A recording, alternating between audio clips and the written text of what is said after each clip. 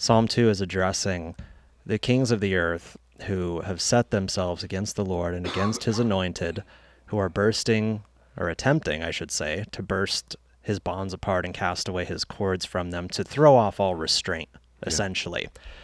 And the response of the Father in heaven is to laugh at that rebellion. Upon what basis? Because the Father has installed a king on Zion. And we know that the installation of that king began with the cross, in the sense that Jesus' mediatorial work in salvation, and then his resurrection from the dead and the vindication of that sacrifice by the Father, gave him that title of resurrected Lord. The Bible speaks to this in a number of different places in the New Testament. And I just lay that foundation to say, James quoted from Mark 14, where Jesus attributes the Daniel Son of Man passage to himself, which then causes the religious leaders to tear their clothes and pronounce the sentence of death upon him, because they knew what he was claiming. Right. He's the Son of Man. He's the one that comes up to the Ancient of Days and is presented before him, and to him is given dominion and glory and a kingdom, and men of every tribe, language, and nation are going to serve him. His dominion is an everlasting dominion that shall not pass away, and his kingdom is one that shall not be destroyed. Very important language there. I find it interesting that the question that Scott asked, again, posits this sort of dichotomy that I wouldn't draw. When he asked the question, is the call for the kings to kiss the Son in a salvific sense, or is it a call for them to do something else? Or whereas I would say, yes,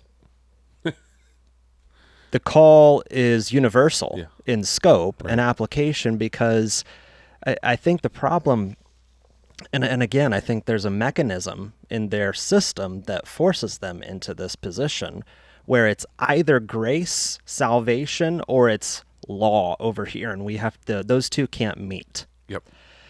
And you saw that in sorry, I didn't mean to interrupt you. In Owen's talk, that's what he was trying to do. I think you're just seeing the application of it coming out in a question form, because when the call goes forward for the kings of the earth to kiss the Son, to pay homage to the Son, yes, that is religious, but because it is religious doesn't mean it's disconnected from the call for them to do justice and to rule in such a way as upholding of God's judicial standards in the earth. Because, and this is the last thing I'll say, I think on this point for now, we can talk and say so much more about it, is that God wants men to have faith, but he also wants justice in the earth.